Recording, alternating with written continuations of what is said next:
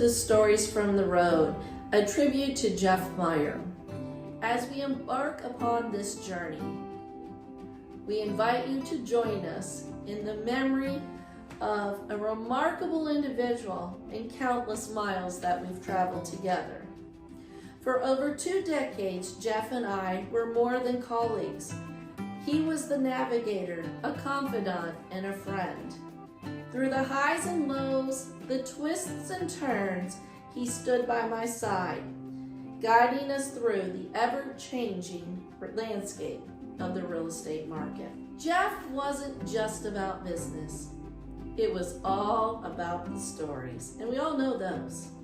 The ones that are etched into the asphalt, whispered by the wind, and lived out on the open roads.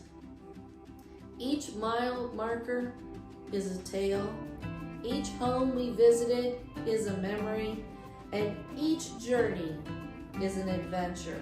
Today we weave through the fabric of our shared experiences. We celebrate Jeff's legacy, the laughter he brought, the wisdom he shared, and the indelible mark he left on our hearts. So join us as we honor Jeff Meyer, the road warrior, the storyteller, the cherished friend. Through these stories, may his spirit continue to inspire us as we navigate the winding roads of life. Welcome to Stories on the Road, a tribute to Jeff Meyer. Let's embark on this journey together. Star, so you ready to tell some stories about Jeff and me? So, most people think that Jeff and I were married, but we are not. We have our own spouses. His spouse is Deb and mine is Bruce. And Bruce and Debbie are actually how we met.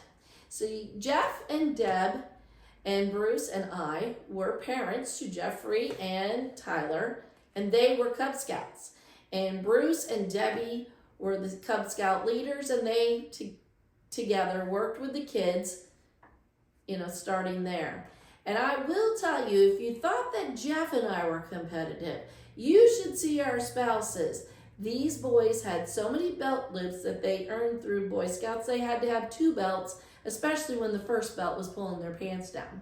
But that's another story.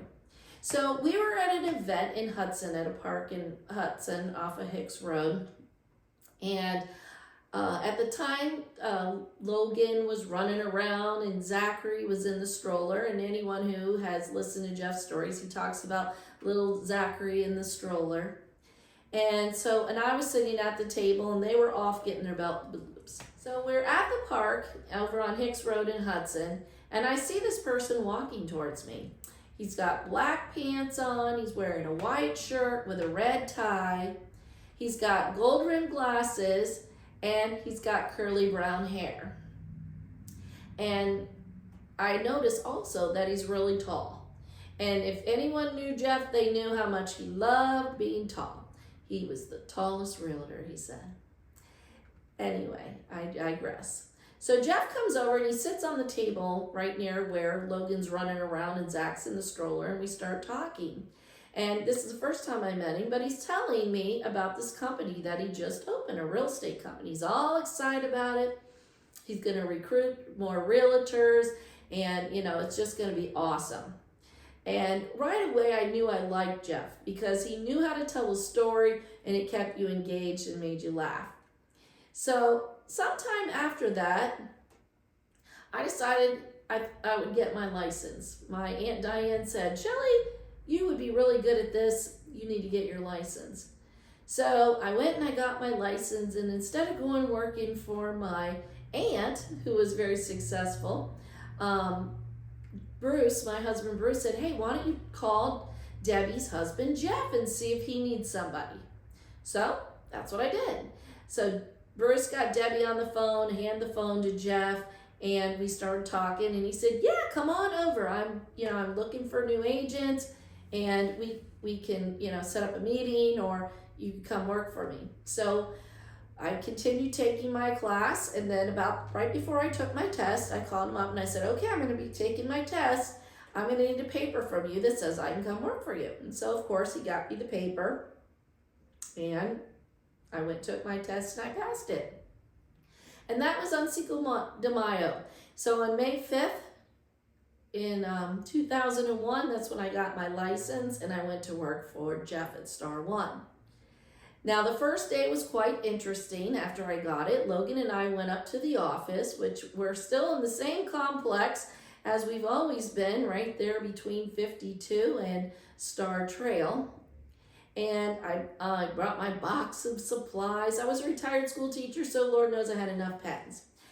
And so I'm unpacking my box, and this woman walks up to me, little short woman, and she looks at me and she says, "Who the hell are you?" And I said, "I'm Michelle. Jeff hired me to come work here." And she said, "Well, my name is Karen. I'm the broker of the company, and he didn't tell me about this. And I just want to let you know, you will not be a buyer's agent of mine." And I was like, whoa, I just met this person. Why is she so upset about this? So I was like, all right. So a little bit later, Jeff comes bip-bopping in, I like to say, and his desk is kind of catty corner for mine. And he comes in and he says hi and he sits down, and I kind of lean over and go, "Hey, your partner didn't seem too happy about this." And he smiled because he didn't really care. And so it was about time for him to go on appointment. And he had an office of all women, and they took care of him. They made sure he ate and he drank. And Linda, his secretary, she came over and whipped out the roller, the sticky roller, that lint roller. And he stands up and she rolls him. At the time, Jeff had a white German Shepherd, so his black pants, which he always was wearing, had white hair on it. So she would roll, make sure his pants were good, straighten his tie, and get him all ready to go. Next thing you know, he's got his blue folder in hand, he's off the phone, and I lean over and I say, "Jeff, can I go with you?" And he said, "Sure, you can go with me." And I was like, thank God, because I could not be in this room with this lady who hates me that doesn't even know me. So he and I head out, and we walk out, and he's driving a silver Cadillac, and he always drives a silver Cadillac, just all different sizes and shapes. So I get in, I buckle up, and he goes, "All right, here's the deal. You can go, but you're not allowed to talk." And I'm like, "That's fine. I just want to see what you do so I can learn how to do it." And he said, "All right." So we headed out. Our first listing appointment was in Beacon Woods. And how that worked was we went in, we looked around the house, we sat down at the table, he talked, went over the comps and everything. And I didn't say a word. I didn't say a word for 6 months. This is a story he tells all the time. And so anyway, it ends up that these people all wanted to buy a house as well. So I started helping them buy a house, and I did sell them a house. And that became my job. I was Jeff's sidekick who worked with the sellers who wanted to buy a house. Now, that did not make his buyer's agents that Karen had, but those were Karen's buyer's agent. And to be quite honest with you, Jeff, he never did anything he didn't want to do. He did the things he wanted to do.